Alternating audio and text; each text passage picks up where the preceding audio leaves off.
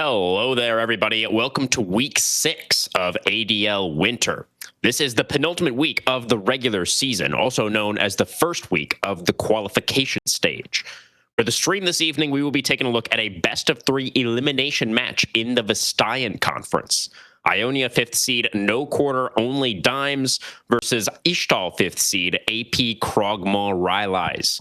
Both teams suffered 0-2 losses in their respective Week 5 matches, and both teams are now down to their last life. The winner tonight will survive to fight against a 4th seed next week for the last playoff spot in the conference, and the loser will be done for the season.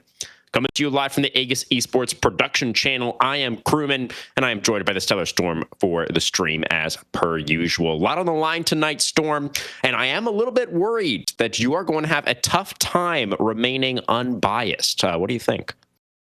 Yeah, it's going to be hard for me. I am a KrogMaw lover. They seem to utilize his passive quite efficiently in all of their games. They even pick Scion and utilize that passive. So I am a big lover of the AP KrogMaw. I will do my best, everyone, to remain a neutral party, and I will not be secretly rooting for them to win every game.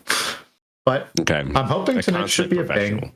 Yeah, but I'm thinking tonight should be a bit of a banger of a series. I heard that we did have one substitution player. I believe that was for no quarter, only dimes.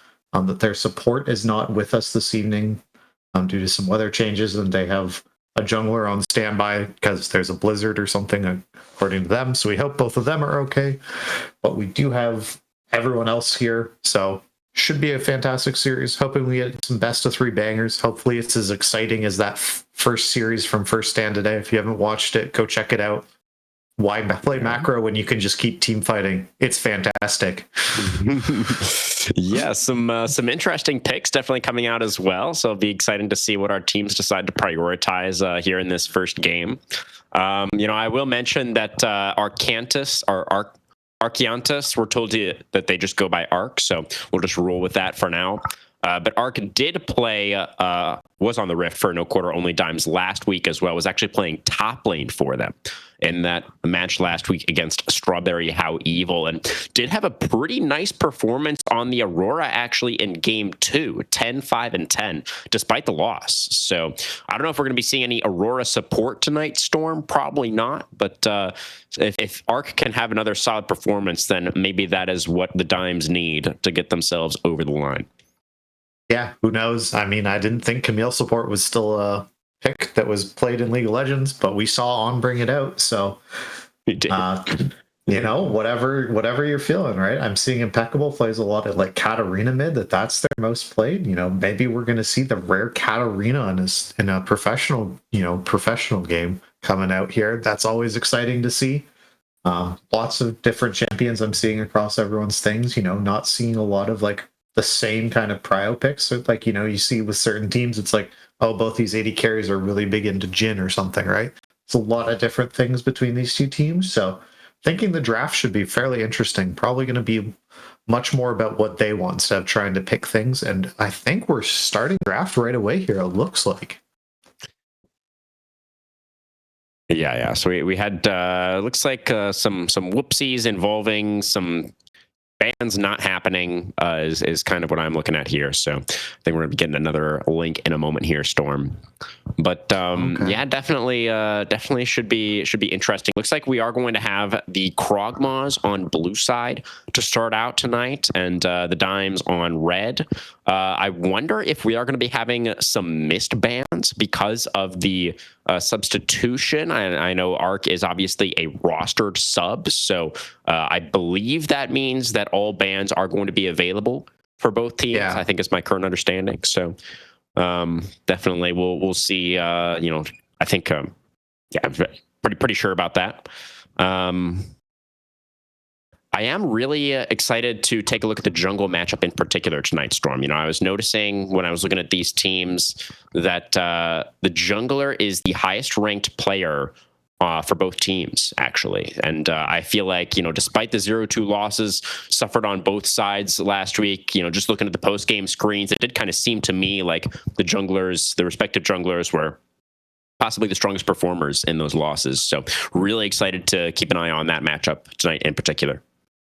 Yeah, I mean, we can just go over the team rosters pretty quickly here. We got them up on screen. So for AP, KrogMaw, Rylais, I'm going to take this one. We got Delta in the top lane, Impeccable in the jungle, who are you just highlighting, Legend League at mid lane, Moz, I think we're going with at ADC, and Grammar at support.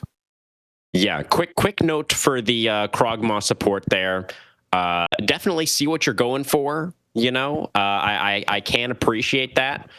Just with current and recent events, I might humbly suggest a name change. Don't think you're trying to be offensive or anything like that. It is just a little bit unfortunate, but we're gonna go with Grammar tonight for sure, as you said, Storm. And let's go ahead now and take a look at the other roster. Up against him tonight, no quarter, only dimes in the top lane. Noki, jungle, Volticong in the mid lane. The Waffle Master 78 at the AD carry position. Black Dragnel. Starting support is Praetherd, but as we already mentioned, we don't have Praetherd tonight. It is going to be Arc coming in for the support position for no quarter this evening.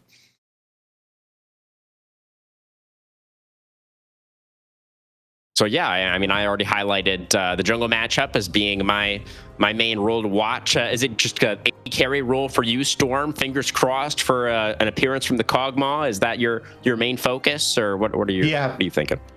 I'm hoping we see that. I mean, with AP, KrogMaw, Rylais, I'm guessing they're KrogMaw mid. It has to be that, right? So could it's be. Just Yeah. It might be first pick. It's a flex pick for them too, potentially. So that's what I'm holding out for. I will say their logo is so sick as well. They have some very good art there. So another reason to root for them potentially for other people. Definitely. The No Quarter organization, an interesting one. I feel like in general, No Quarter is not necessarily a top of the table, from most of the teams that I've seen from this org. But recently, I believe, Storm, we did see a No Quarter team do decently well. I think the last season of Blue Water that we cast, we saw a No Quarter team. Yeah. Was it quarters or semis? I think they made it. They made it to semis. From what I believe, No Quarter is like a much bigger org up in like higher tiers. That they're like always in Masters plus leagues and stuff. But we're jumping straight into the draft here. It looks like, and we're seeing that Caitlyn has come out for AP KrogMaw. Unfortunately, this is not KrogMaw, so I am disappointed in them. Probably a better pick. It could still come out in the mid lane. Don't lose hope yet, Storm. Yeah. As far as the bans are concerned, it looks like we did take away Zoe, Zahen, and Olaf on the blue side for the KrogMaws, and then it's going to be a heavy jungle focus from the Dimes, taking away the Jinja, the Jarvan, as well as the Vi. So removing a lot of those kind of bruiser junglers, and then they are going to go for the Ambessa on R1. So talking about flex picks, that is definitely a pretty solid one. Yeah, I think that's really interesting. I was about to say, I feel like they're setting themselves up for a hyper carry, KrogMaw of their own, maybe, to deny it. But, banning away a lot of the really hard engaged junglers, so this Jinx should, in theory, be safer. We could see the Thresh that's been rising in popularity in solo queue maybe paired alongside it to offer some safety. There's always the classic Enchanter pairings that we've been seeing kind of rising up in priority and pro. See how KrogMaw decide they're going to answer this themselves. There's a lot of AD already locked in for No Quarter here, so the Wukong, that's probably very solid for them with that Stone Skin passive. Yeah, I mean, with all these AD bruiser junglers taken away, feels like the Wukong does find himself towards the top of the tier list, out of those picks that are remaining. I don't know if I love the pairing with the Caitlyn Karma specifically, just because I feel like Wukong is really more about team fighting in the mid game, right? Whereas Caitlyn Karma is really more about just playing with prio and playing to win lanes. So, certainly I'm not saying that it's bad or that it can't work. Just that it's maybe a slightly unorthodox pairing there. Yeah, I'd kind of agree with you. Generally as Caitlyn Karma, you want someone on your team who can dive the enemy bot lane when you're pushing in. Wukong probably not going to offer that. No Quarter going to take a solo lane for themselves. They're going to take the Ahri blind pick mid, something I think we're always kind of happy to see. Just provides a lot of utility, great team fighting, the ability to skirmish is fantastic with the Wukong as well. So that's a little bit of a denial pick from KrogMaw. Definitely. just think it's pretty solid here. I'm wondering what phase 2 bans we're going to see here. So for no quarter, looks like they're going to go after some mid laners who are good into Ahri. That makes sense. And for KrogMaw, are they going to go after support bans here? You know, get rid of maybe some of this hard engage follow-up that the Ambessa can have? Or are they going to go for against some enchanters that would give Jinx a bit of an easier time in this laning phase? Looks like they're going to go after an enchanter. There's the Lulu ban to start us off. Yeah, it makes sense for sure. I am wondering if they're going to look towards that Thresh that you mentioned earlier as the other ban. You know, there's also things available like, you know, the Seraphine is you know, a little bit more popular these days, usually just alongside the Ashe. What other enchanters are still available? Nami. Here? Oh, yeah, the Nami could be a good shout for sure. Yeah, Milio. We'll see that. The Renata Glass pick that I always really like to see, but is very much a kind of a counter pick round 5 thing. Instead, they're going to ban Malphite. Huh. That's a weird one to me. A little bit surprising, I think. Yeah, you know, it would also be a flex. So maybe just wanting to go for, you know, some kind of AD top laner, so then, you know, they would be a little bit AD heavy in that case, so denying the Malphite could make some sense in that regard, but it is going to leave open the Nami that you mentioned, so that getting locked away on 4 for the Dimes I think makes a whole bunch of sense. Should be able to have a pretty comfortable lane there, you know, a little bit of extra healing sustain for the Jinx in what could be a pretty oppressive lane up against the Caitlyn Karma. Now KrogMaw is going to be rounding out this composition. They're going to go for the Mel in the mid lane. So we did see this, I believe, at First Stand earlier today. The Mel coming out in response to the Ahri. So we'll see how the KrogMaws are going to be able to pilot that one. Yeah, I'm kind of disappointed that this champion is back in the meta. I dislike seeing her a little bit, but she's definitely very good. Don't get me wrong. Instead, they're going to take, instead of going for a heavier AD dive, they're going to take some engage for their team. They are lacking that a little bit here. You know, just having Wukong as kind of the go button isn't really what you want. So they're going to take Horn for themselves. This Malphite ban makes less sense to me now. I was thinking that maybe we're going to look towards Aatrox or Gnar or something like that. I think Gnar would have been a pretty solid pick for this team. Generally is pretty good into Ambessa from what I've seen. But oh, okay. They're going to get answered by the Mordekaiser. This is kind of one of these like classic Horn counter picks. You can ult him, and then he can't get into the... He can't press R2, right? And can't hit that second part of the ult.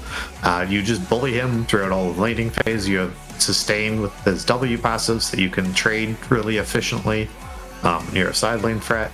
You take Warren out of team fights. The enemy team is denied their super tank. We'll say no quarter is a little light on frontline, especially with this Mordekaiser. I think it's going to be a bit of a risk for them, and it's hard for Mord to play into these other champions on the KrogMaw's side. Like he's really specifically good into Ord, but he's not good into like high range ADCs like Caitlyn. Wukong is kind of hard for Mordekaiser as well, just because of the trickster that you don't want to ult a clone and pull an oopsie. Which can happen, right? So I think this pick's going to be really pivotal, right? You're going to have to get a really big, significant lead in the top lane from this. So I'm excited to see if that matchup's going to come to fruition. But I think the really interesting lane is, of course, going to be bot lane for me. There's a Caitlyn in the game. The game is about bot lane, is how I feel. You know, if Caitlyn doesn't come out of laning phase without getting at least 4 plates, she's kind of failed as a champion. So that's where I'm really focused. Are you still looking at the jungle matchup as your primary focus, with Wukong and Bessa being our junglers? Yeah, I mean, I certainly I am still going to be very interested in this jungle matchup. I do think it ties into your conversation about the bot lane as well, though. With these two junglers, neither one really wants to be necessarily too involved pre-6. They kind of do want access to those ultimate abilities, honestly, on both sides. Maybe Ambessa slightly more comfortable going for these early scraps. So we'll see maybe if that is going to be something that the Dimes are looking for towards that bottom lane. If the Caitlyn and the Karma are pushing up very aggressively, right, perhaps the Ambessa could wrap around behind and catch them by surprise on maybe like an off timing or something. But I think it's important to remember as well that the Dimes, again, they do have Arc subbing in that support position, going to be piloting that Nami. So it is going to be really interesting to see. I think your assessment of the bot lane being important, given these compositions, definitely right on the money. Yeah, we can see everyone loading in on this. Be very interesting. I'm, of course, totally non-biased, a fan of the KrogMaw composition. I will say that No Quarter definitely has the advantage of, like, I think they spike harder towards the mid game in some ways. Like that 2-item spike of Ahri, I think, is greater than that of Mel. I think Ambessa's just generally on like a couple of items. Wukong is probably the hardest spike at Trinity Force, but after that, his 2-item spike isn't nearly as impactful as Ambessa's, I feel. So I think No Quarter will have a slight advantage when it comes to mid game, but I like the KrogMaw composition more. I think it fits more together.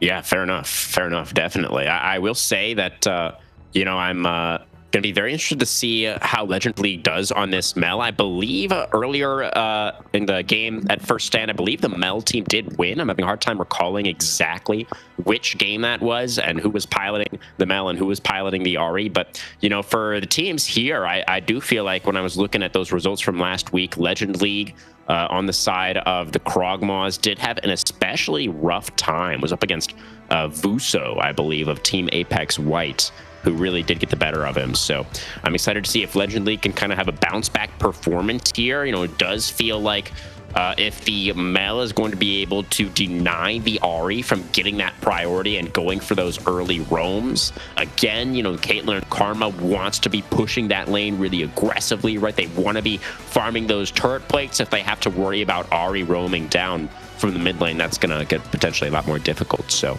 I'm excited to see, if the Mel is actually going to be able to contain that Ahri and allow the bot lane to play as aggressively as they want to be playing with this this duo. Yeah, that's always the threat potential Ahri, right? You have such amazing ganks with Spirit Rush and things like that to charm being able to set everything up. So definitely a lot of potential from No Quarter. I think the only thing we have left to do before break is talk about our sponsor here. Sure. Did you want to do the read today, Storm? Oh, sure, why not? Get in there. So everyone doesn't know, Zen Market is our sponsor. Big shout outs to them. So Zen Market is your one-stop shop from buying products directly from Japan. They'll help you buy items from over 10,000 different shops, as well as place bids on auctions on your behalf. They'll even consolidate all your items safely into one box and can ship internationally. They provide excellent customer service in 19 languages, which is why Zen Market is trusted by over 2 million users worldwide. Check the panel below the stream or click the link in the chat to try them out now. If you sign up with promo code Aegis, you'll get 3,000 yen off your first international shipping fee. Also, if you purchase on Zen Market, use code Aegis25 to get 25% off your first purchase. Thank you very much to Zen Market. And guys, don't go anywhere. We will be right back with game number 1 in this critical elimination match. See you on the Rift.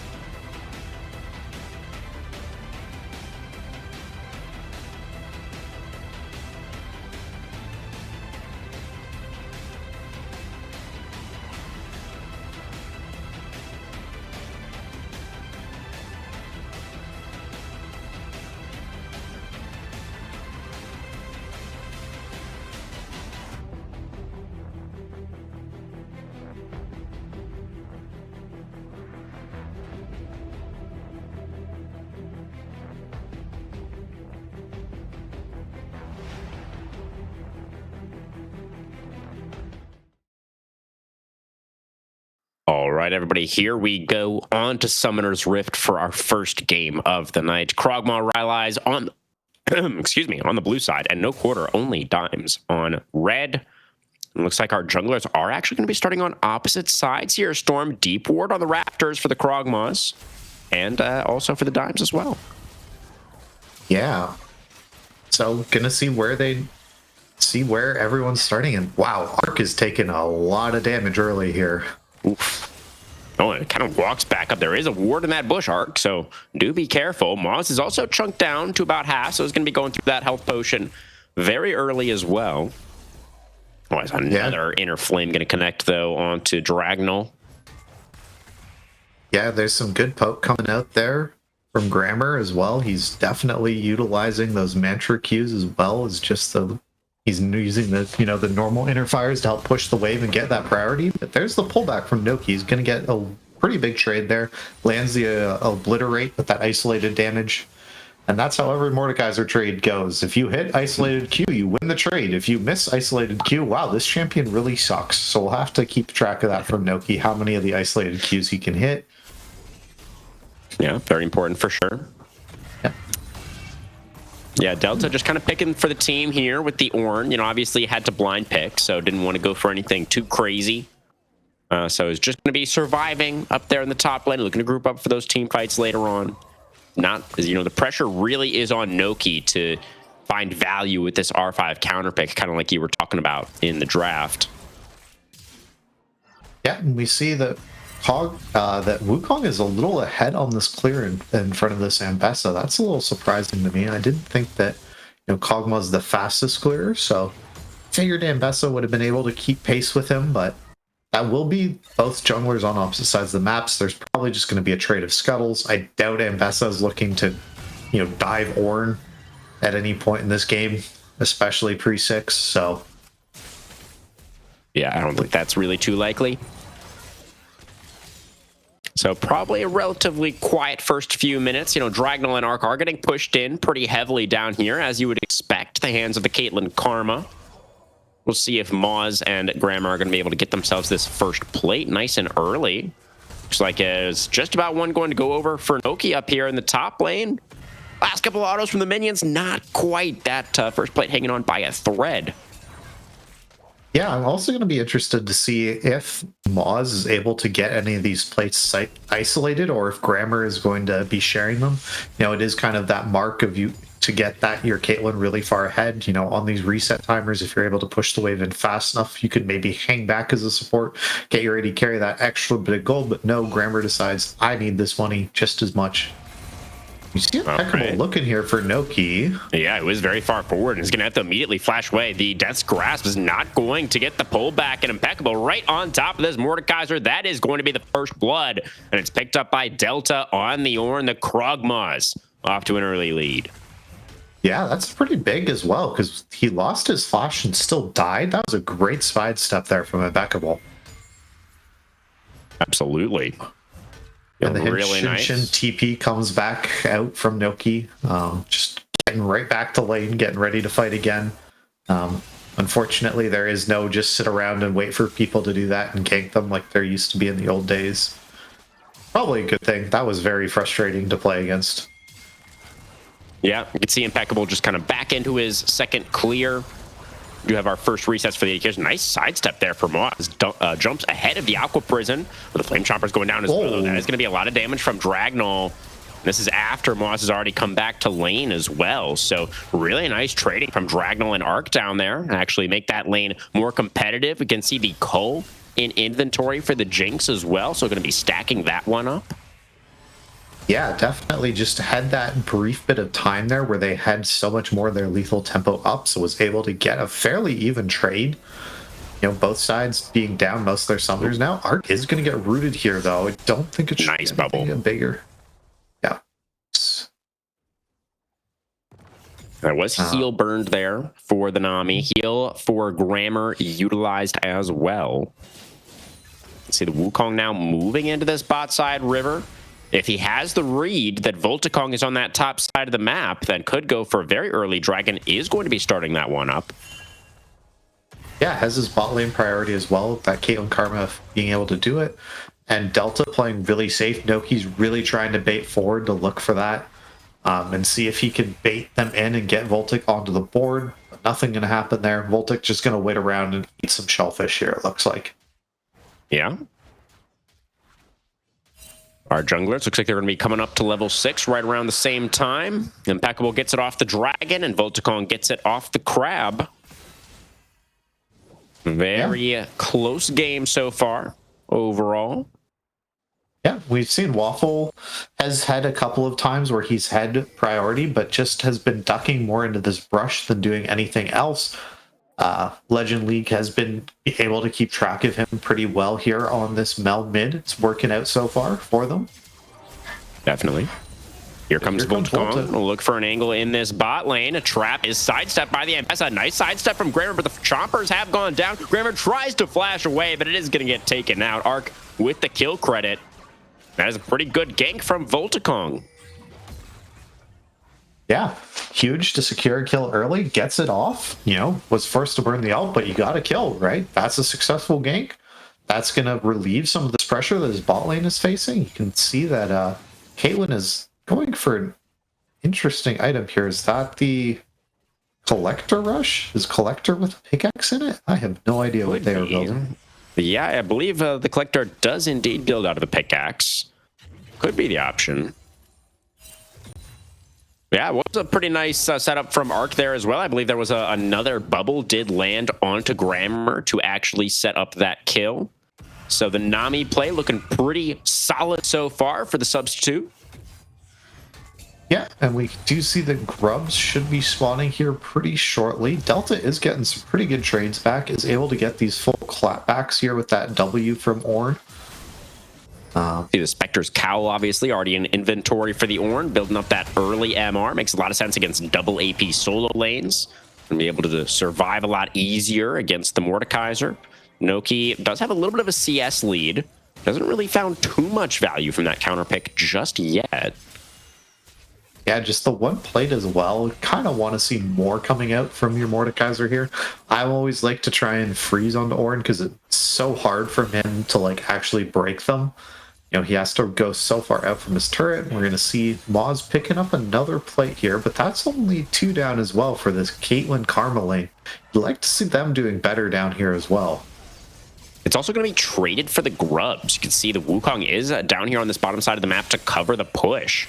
And Volticon is just going to get all 3 of those Grubs uncontested in the topside river. So trade off of the early neutrals. Mawz and Graham are going to be continuing to keep up the pressure down here as a big chunk onto Arc. Ace in the hole will come out, and that was tanked by the Nami as well. So that is going to have to be a reset now for Arc. And here, oh yeah, drive is in a bunch of trouble. They do have to wait for the minion wave to come in. But here it is. Drink's already down to about 300 HP. It's going to be Mawz taking the turret aggro, and that sets up for the kill to go over very, very comfortably. And Mawz going to take the kill credit as well. So 2-1 now on the board. Next dragon in about 90 seconds. Yeah, I don't think there's going to be a completed item coming out here for the Caitlyn. Did have to share that gold. Oh, we're rushing Hex Optics. Okay, interesting. Yeah, so this item was buffed a couple of times, not on the most recent patch, but it is pretty strong right now, I think, just in general. Pretty unusual to see it as a first item. Maybe we get a quick look at the stats that you actually get from this item, if possible. Yeah, 55 AD is not really that much. Feels like the main reason you want this is for the unique passive. Yeah, that magnification, the 10% increased damage, those multiplicative stats, you always want extra stats on top of it. So thank you for Producer for showing that off to us. We do see a couple of other items coming through from these first rotations. That's the Rylais completed on the top lane for Noki here. So getting all those slowdowns, make it easier to hit those Qs, get those obliterations. Whereas we got the Hollow Radiance coming in here, the Sunfire that feels good to buy as a tank. 90 caliber net, and Flash has to be utilized to get away from the tidal wave. Tether onto Arc. Look at Waffle Master. Is going to be blocked. Waffle Master now on the roam. So Mega Death Rocket is going to connect onto Moz, and the Ignite is going to get the kills. Waffle Master gets his first of the game. There's the roaming power of the Aries. The Charm, though, is going to miss.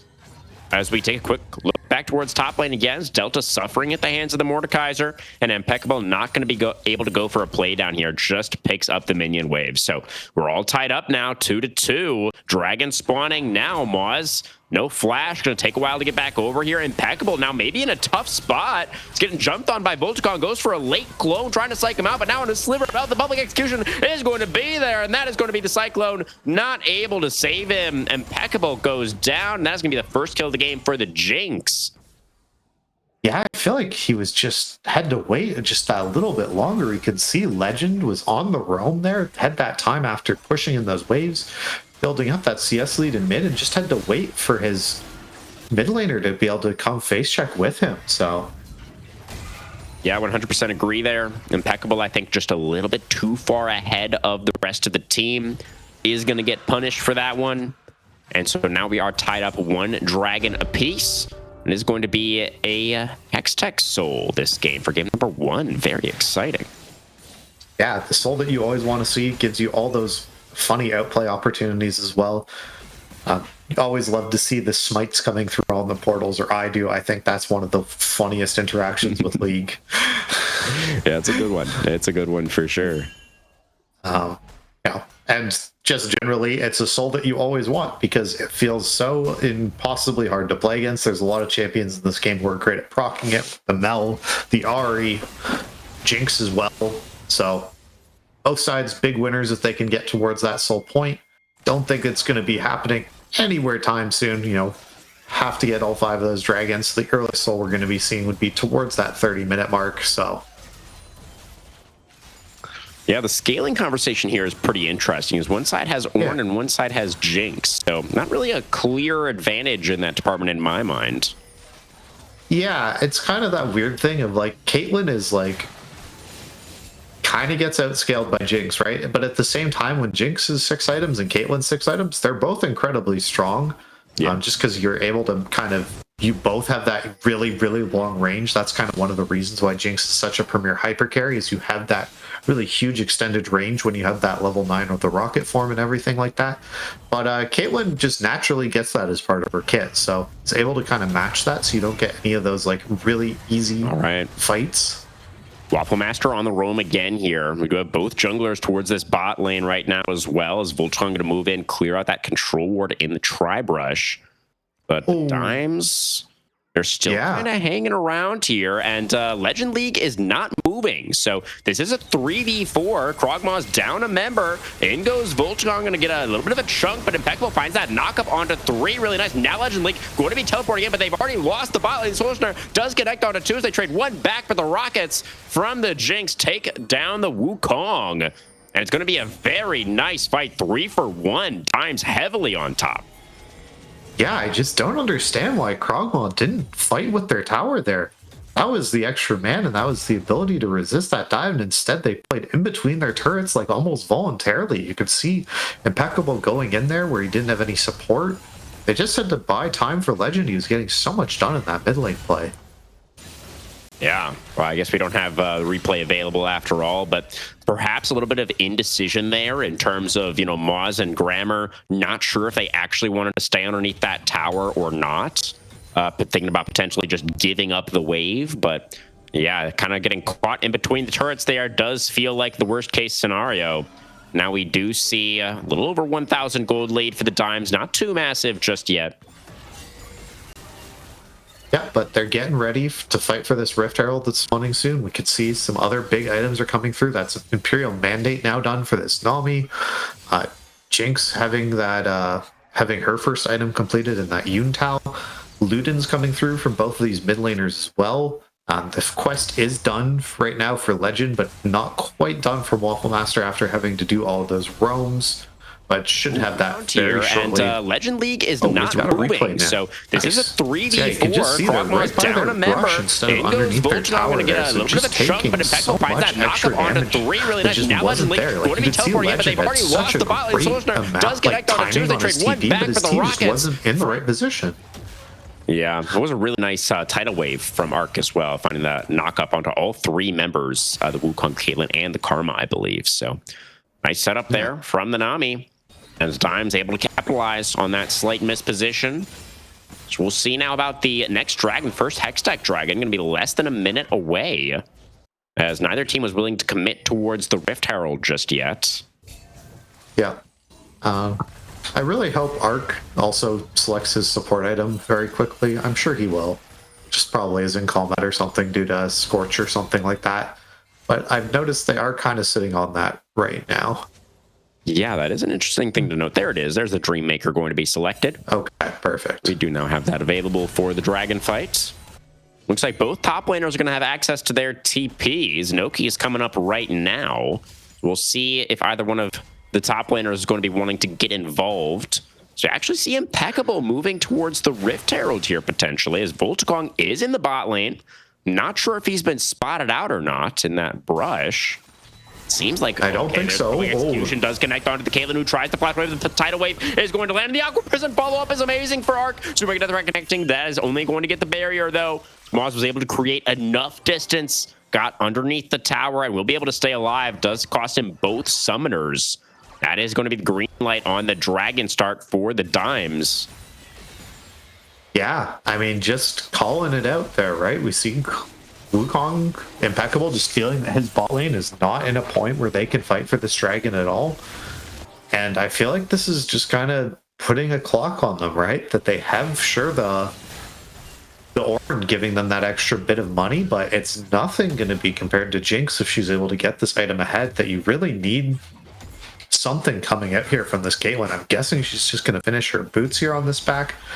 Oh, instead we're just going for the BF, so we are rushing towards that IE still, but I think it's just going to be so long away from that power spike. Wow, and first brick going over to Dragnol is a really nice influx of gold for that Jinx. We're going to be closing in on that second item as well, so yeah, it feels like Dragnol and Arc ended up having quite a nice lane phase for themselves, and the Caitlyn Karma not finding the value that you want. Arc in a little bit of a tough spot now, though, does have to flash away from that Solar Snare. And Impeccable not going to commit the Cyclone just onto the Nami. Yeah, but, 4 minutes until this next dragon here, so they should, hopefully, if they're able to slow that tempo down a little bit, we'll have their summoners back up for that fight. You can see that Dragnol wasn't quite able to finish their AE there, but it should be able to collect it on these next couple of mid waves. So we've kind of transitioned to that point in the game where the ADCs sit in the mid lane and catch waves back and forth into each other, while the solo lanes continue to play the game on the sides. Yeah. And it's Dragnol and Arc still with the priority, kind of pushing in Moz here. Still in a very, very comfortable position. Yeah, Grammar hasn't really gotten a lot done. We saw it kind of towards the beginning of the lane. They were getting some great poke off, but the heals from Arc really able to keep Caitlyn topped up here. There's another big trade back. I just don't know what the timing now is going to be for this team, that I'm kind of worried for KrogMaw a little bit here, that I don't know if they have the greatest way to get back into this. It's going to have to be taking Delta out of top lane and getting someone else to match this Mordekaiser. Yeah, potentially. It's kind of whenever they decide to go for the fight, but the timing does feel pretty awkward. Yeah, because the Caitlyn is going to have kind of this trough in the mid game in terms of power, and you really do not want to be giving over that third dragon, though, to the Dimes, certainly not for free. So we'll see what they decide to go for. And I'm also pretty intrigued to notice that Grammar is going for the tier item. I imagine going towards that support tier item. Going to be coming through second for the Karma. Oh, Execution not going to land onto Moz. Was far enough away from that one. Good attempt from Voltagong. Yeah, it'd be interesting to see if there's any other big summoner spells burnt in front of this dragon. We can see that there's basically every summoner available other than those of Arc for no quarter, whereas KrogMaw are still missing that flash on their Caitlyn, but this should be the team fight I'm imagining is going to come up here in 2 minutes. And we can see that the vision is already set up for no quarter, and it's going to be having to get Wukong on this timer right now when he has Sweeper hopefully available to him, but instead he has this Herald just kind of sitting in his inventory, so he can't clear any of these wards out that Arc is placing. Yeah. Arc going very aggressively into the enemy jungle there to place those wards, but is going to be spotting out Impeccable. We'll see when Moz decides to go for the reset here, as Caitlyn does still need to complete that Infinity Edge and needs the completion on the tier 2 boots as well. Channeling the recall now, hopefully does have it. Okay, yes. It looks like we do have the Infinity Edge, but not quite enough gold to complete the boots. So we'll see if that ends up being important. Yeah, and Delta has 2 upgrades available for his teammates as soon as he gets down. So he can, upgrade the Infinity Edge, which feels fantastic for Caitlyn. And then probably the Shadow Flame maybe here for Legend. You don't really want to upgrade Trinity Force that much because it gives mana. And mana is not a stat you want to be upgrading. Trinity Force doesn't give mana anymore. Does it not? No, right. No. Okay, right. My bad. Tidal Wave coming out. Gonna find the knock up onto Grammar. The flash forward for the Art is Waffle Master just gonna get shut down immediately. Cyclone now onto Arc. Matchup with the flash forward for Impeccable as well. Has gotten on top of the Jinx. Oh, Delta, no. Oh, he's gonna flash in on top of the thing. I mean, sure. No, that's fine. Yeah. We're gonna trade flashes with Dragnol. Absolutely fine. And it is gonna be a 1 fight for the KrogMaws overall. They come away there 2 for nothing.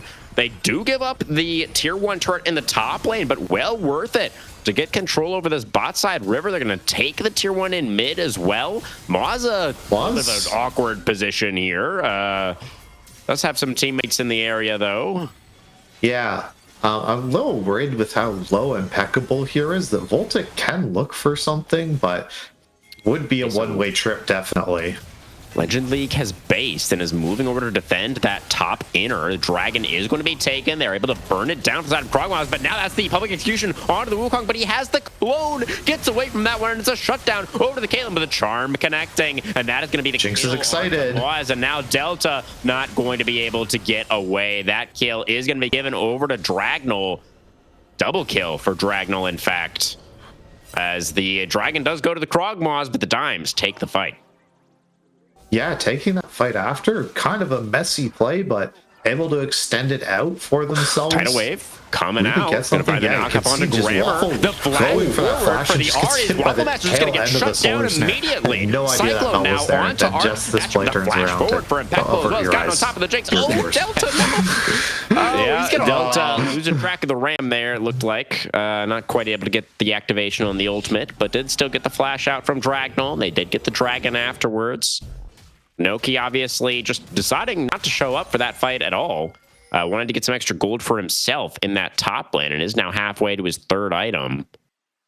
Yeah, his level 16 as well here on this Mordekaiser, so has rank 3 ult before the ADCs are level like 12, so probably just going to win if he ever gets to press the R button onto Moz. We'll probably just kill them in the Death Realm by himself.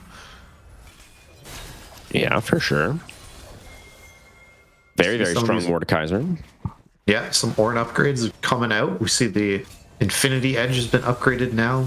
Wish they still had the cool names like Molten Edge that we used to get. We can call it Molten Edge. I'm definitely down for that. The Sundered Sky got upgraded as well. That one never got a name, so unfortunately. How about I was thinking like Sky Splitter, but that's actually just Volibear's ability. As that's going to be Legend League having to flash away the dive Arc's in trouble. Finding that Cyclone onto 2. Arc is going to get taken down by the Wukong. But Impeccable has to be careful about going too far forward. Legend League is not able to fight anymore. Survived just on a sliver of health as Delta trapped in the Death Realm.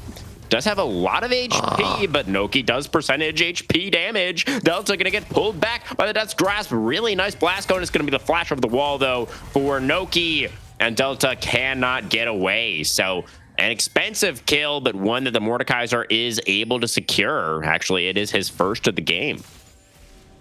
Yeah, I mean, he's starting to build a pretty sizable lead. You can see this coming up now. 50 CS, probably going to be done his 3rd item here on this reset, hopefully. Might be able to mine a couple of plates here from this, but is a 2k gold lead in this top lane, so... Yeah, that is actually a 2k gold lead in the mid lane for Legend League on that Mel. So some strong solo laners on either side. And we do have a little bit of a gold lead for the Jinx there also. Snooki gonna get tethered. No ultimate right now for the Mordekaiser. Does get the pullback onto Moaz, though. The net is there to create the distance. And Noki just getting chunked down. And the shutdown is going to go over, but now top laner for Baron could be the trade. It's been started up by the Dimes. Impeccable is kind of in the area, but can he even get towards this pick in time? Smite? He doesn't have any teammates in the area. Smite is good for Volticong, and Dimes definitely typing worth for that one. Yeah, for sure. I was really hoping we would see the Hexgate Smite thing that I was talking about come out here, but just had no idea that it was going down even, I don't think. So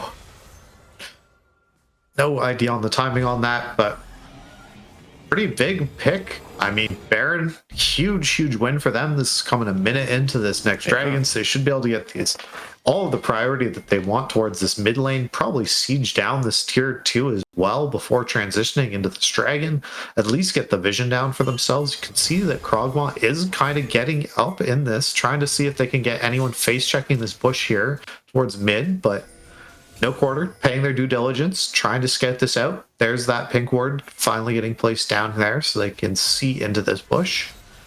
And I would just have to see, is Noki going to join his team or is he going to continue to be the side lane? He does not have teleport. Yeah. I don't like this from the Mordekaiser. Now he's starting to move down.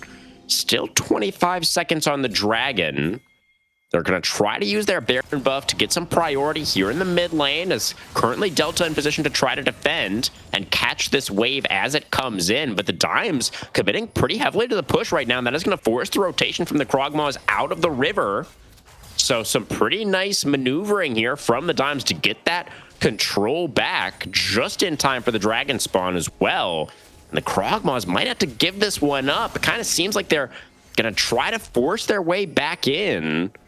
Yeah, they just got the Ornn upgraded death cap done for Legend, so he is going to be really impactful if he can land any sort of solar snare, but that's going to be the Hextech Dragon going down. Soul point now for no quarter. Excited Jinx isn't able to land a slow here or anything, so looks like this Baron is going to kind of stall out from here. Just going to be this Baron taken basically for a dragon. That's probably a win for KrogMaw, to be honest with you. Well, I think calling it a win for KrogMaw maybe is a little bit of a stretch. Certainly they didn't lose as much as they potentially could have. But losing out on a Baron and a dragon is definitely not ideal, as the Golden Eclipse goodbye. Zero out the Nami. That was drag abilities from that. Oh my god. No, gonna get jumped on by the Wukong, shut down over to Impeccable, and now the Ambessa is not getting away either. Double kill over to the KrogMaw jungler, and just like that, oh, I think that might have been your fault, Storm. I think you may have cursed them. Well, now they have a win. I was saying they didn't have a win before. Losing out on a wasn't that big of a win. I would say this is a huge win. As the Golden Eclipse was just delayed by zero out the Nami. That was drag abilities from that. Oh my god. No, gonna get jumped on by the Wukong, shut down over to Impeccable. In the fight. Massive win for the KrogMaw. As you can see in live, they've actually broken into the base, gonna be able to destroy this mid inhibitor. And now that gold lead is going to be going over to their side. About 1,000 gold to the good. Now the Hexgate out of the map is going to be all right. You had the Death Realm available there. Yeah. I was really worried that we were going to see somebody else coming out of that and very quickly die, but that's going to probably be another item now completed. Going to be able to keep parity for boss here compared to Dragnall, so that's pretty big for Caitlyn. You can see there's the Giant Slayer finish for them. Building armor now, so I guess they're going towards this GA for their next item here, looking like. Yeah, I think definitely makes some sense. You know, Jinx being the main win condition in this composition, trying to keep yourself as alive as possible, I think is going to be a good option. Oh, you're talking towards the Caitlyn, sorry. I missed that. Yeah, Jinx just going pure damage, all in, balls out. How it's meant to be played as an ADC. Yeah, definitely. Definitely. It is kind of a bold choice, though, honestly, I feel like, for Dragon. You know, as we were talking earlier about how they are a little bit late on front line for the side of the Dimes, particularly when Noki does remove himself into that other realm. Yeah, has also not built any resistances whatsoever. This is kind of like the normal, Mordekaiser build of you just go kind of Oh, Boltkong knocked up by only? the Searing Charge. Impeccable in with the Nimbus Charge. Going to go for the Cyclone as well. Going to find that knock up on a 2. Boltkong is going to get taken down. Kill credit to Delta. Impeccable not able to lock up anybody else with that. Oh, Dragnol. Cyclone, but Dragnol in a really awkward spot. Doesn't have flash and doesn't have That's any it, health isn't either. It's 5v3 on the map right now. Waffle Master and Noki could potentially hold the Nexus turrets. The Mordekaiser was trying to draw some members. That's a very bold recall location for the Waffle Master, but he is going to survive. Gets back to the fountain. Super minions. Yeah, KrogMaw's going for the end. Mordekaiser, a late recall here, wanted to try to draw some attention away from this push, but is going to be back now to try to defend a tidal wave. Is going to be reflected as Arc tries to flash back to join up with the team of the Golden Eclipse. Finishes off Nami. Delta Has Delta into the death row, but that means that the Caitlyn is here to destroy the Nexus turrets. And the Waffle Master are going to be taken down. Mordekaiser, the last to fall. And the game is over just like that. 31.5 minutes on the game clock, and KrogMaw's going to take the victory in game number 1. Yeah, they were down and out until they weren't. That there was just those couple of fights in a row that we saw that there just was some miscommunication and some misplays from the side of No Quarter, right? Just those little bit of times of people being out on it. And it's that thing of Noki, while you are playing like a really powerful side laner, Mordekaiser isn't the greatest like split pusher. Like he isn't Yorick, he's not Trundle. You're not going to win the game by being in the side lane like that, right? If Ornn is joining and going for these team fights, you kind of have to match him. You can't just sit there and take a tier 2 and go, don't worry guys, it's fine. So right. I'm hoping we're going to see, an adaptation in some way from some of these players. I think that was a pretty big win from Legend League. I think they had an incredible game on that Mel. They're kind of who I'm looking at for MVP. I like it. Yeah, for sure. 6-0-4 on the Mel. Definitely had a really nice performance. I felt like, we saw multiple times kind of that interaction where, was able to react to the charm coming out from the Ahri and reflect that one, and having that reflect on the tidal wave right there at the end was really, really nice as well. Yeah, hit some really big solar snares as well, especially at that end there on Arc, which kind of started out that last play there. So I think they had an incredible game. And yeah, first game done for KrogMaw. You got to feel good with the win under your belt, right? Especially only in a best 3. That means you just need one more. That's right. That's right. They are one game away from surviving another week. As a reminder, a win tonight does not guarantee playoffs. A win tonight just keeps you alive, and then you're going to be going up against whoever loses in the 4th seed match next week to determine who is going to be getting that last playoff spot. But the KrogMaw is definitely feeling pretty confident, I imagine, after that win. It was a very decisive ending to the game as well. Not every team would have gotten those 2 picks and then immediately looked for the end, but it was clearly the right call. They were able to capitalize there and get themselves a pretty clean game 1 victory. So we're going to go into the break, guys. Then we'll be back for game 2 draft. See if the Dimes are going to be able to deliver us that 3-game series tonight. 全マーケットは迅速な発送ですぐにお届けします。ボクセット？大丈夫？でも直接来てくれたの？これって漫画みたいだったね。しかも今衣装着てるし、花でもあれば完璧なのに。完璧だよ。壊れ物だから自分で届けたかったんだ。あなたって完璧。ありがとう、全マーケット。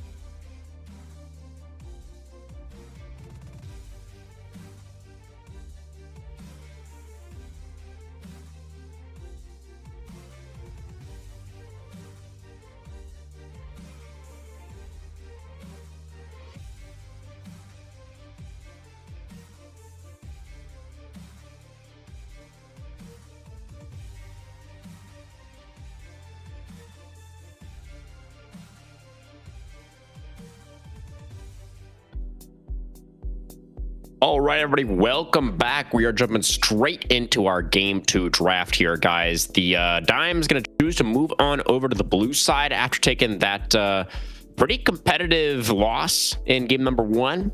They're going to ban away the same 3 junglers they did before, and then they're going to take the Yunara on B1 Storm. Yeah, I'm pretty sure KrogMaw here as well, going for the first 3 bans for themselves as well. That's the Hen. Yeah. Olaf definitely were the same. I'm not sure if they banned Zoe first round last game. They did. They did. Okay. So, Yunara, our ADC of choice. Ooh. Ash Seraphine. It's happening. Yep, gonna answer with the Ashe anyway. Probably Seraphine going along with it. Generally don't see a lot of other supports with Ashe. Is just generally an incredibly strong lane. Feels really annoying to play against. Kind of has the Seraphine effect of Seraphine's really good with Ashe, just because like the misfortune effect if you're always slowing people, so that means all of Seraphine's slows her roots, but instead they're going to take the Mundo here. Yeah, could still go Seraphine on 3. Unlikely that it will be picked away from you. It's not necessarily an amazing pairing with Yunara. Nocturne here would be very interesting. The Orianna is still open, and that is what they're going to go for. Okay. Yeah, definitely something that's good into Seraphine, right? The dive bomb ult, you have a spell shield. Yeah. You can just pop the Ori ult on top. Seraphine's also generally incredibly squishy, so they're kind of calling it out, saying, hey, if you're going to go for this, we got an answer to it. So also very good into the Ashe as well, right? Is very, very, immobile. Doesn't have really any escape from that combo as well, other than the flash. So instead, KrogMaw here gonna take Lissandra? Wow. Interesting. That sounds like a terrible pick and roll. Yeah. It's a very defensive choice, obviously. The Lissandra should, theoretically be able to survive a knockwave combo that is heading her way, but it does kind of put just a gigantic target on Maz, right, on this Ashe, as just being, probably the target that the Nocturne is always going to be looking towards. So we'll see. I mean, the Lissandra certainly should be able to offer some damage as well, and the Mundo also, probably going to be able to contribute somewhat in that regard. So it's not like the KrogMaws are too heavily reliant on this Ashe staying alive for the entire fight, necessarily. So we'll see how it goes. The Seraphine and the Emilio are both going to be banned away. The Braum is going to be the selection on 4. The Freljordian synergy going kind of insane here for the KrogMaws. Yeah, they just need Tryndamere, and they got 4, and they got the makings of a TFT S-tier unit in comp going for them. I do believe you need 5 Freljord on the current set, though, to actually get the second statue, if I recall correctly. That's fair. So doesn't seem like they're quite going to be able to get there. So maybe, just 3 Freljord to activate the trait is enough here. We'll see. So Rakan is going to be the option. So this is a very common answer into the Braum, right? Because the Braum just does not really have the capability of locking down that Rakan. So going to give some nice additional engage options over to the Dimes as well. And then a little bit of front line here in the top lane, I think makes a whole bunch of sense. Looks like the Cassante is probably going to be the option here. And there it is. Yeah, solid blind pick. Oh, excuse me. Wondering what the answer is going to be into that. There's, kind of some of the classic ones. Garen has been buffed significantly, something that I would be looking at. Instead, KrogMaw going to go with the Set. Very interesting pick. Not something that I think would be very good into Cassante, because he has so many ways to dash and you can't hit haymakers on him very easily, but must be a good lane. That's what KrogMaw wants, right? So definitely also gives them some more damage. There's always those true things of, you get hit on by a whole bunch of people and you randomly flash W and you one-shot the enemy ADC and they feel very mad at you and they blame Riot, and it feels great. But we'll see if we're going to be able to get any of those true grit things to happen. That's the Set champion, right? He's one button. It kind of all focuses around that. That's how he works in my mind. There is some stuns and some lockdowns, so Lissandra and Braum kind of able to do this, but KrogMaw have like a really interesting comp that they are basically 2 juggernauts as their damage, because I don't think Ashe is ever living a team fight in any way ever, with basically her peel being a Braum and not much else. I guess Lysandra kind of has like some roots and stuff, but I feel like her front line is diving the enemy team 100%. Impeccable and Delta are not peeling for mods. They are going, we must kill Dragnol and Waffle Master at every point this game. So that's what I feel like is going to be going on for KrogMaw. And I'm sorry to say, KrogMaw fans, but I think No Quarter have the better comp this game, and I think we might be going to a game 3 based off my draft read anyway. I like the No Quarter comp a lot more, and I think they have a much better traditional back to front. I think they have a better ADC for this kind of game with this hyper carry of the Yunara. And I think it's going to be really, really hard for Moz and Legend to play this game. So I'm thinking this might go to a game 3, but game 2, my read's a No Quarter. Yeah, I mean, No Quarter, I think they definitely have the more meta composition, right? They've got obviously the priority pick in the Yunara, the classic combo of the Nocturne Orianna, and then the Cassante is just, one of the best, top lane tanks that you can go for still. Probably will be for the foreseeable future unless he gets reworked. So yeah, it just feels like the Dimes have kind of covered they've kind of covered all their bases here. They've got good damage, they've got good damage spread, good engage, good scaling, kind of just everything. And then certainly, more unorthodox approach for the KrogMaws here. It's going to be really interesting. It feels like the side of the KrogMaws do have some really strong scaling elements here as well. I'm looking especially towards the Mundo. It's going to be all about, if we do get into a late game on relatively even footing, it is going to be, I think, about can the KrogMaws get on top of this Yunara, because that's really going to be the only threat that the Mundo has to worry about in a late game scenario. So we'll see how that ends up looking if we do end up getting there. That last game felt like it was going to end up going really late, right? And then it kind of ended all of a sudden just after 31 minutes. So we'll see what this game has in store for us. Anything else you wanted to mention, Storm, before we get into the break? Nah, I think we're all ready for this one. Freljord versus a meta team fighting comp. Let's see if No Quarter can take this and bring us all the way to a game 3. Be right back.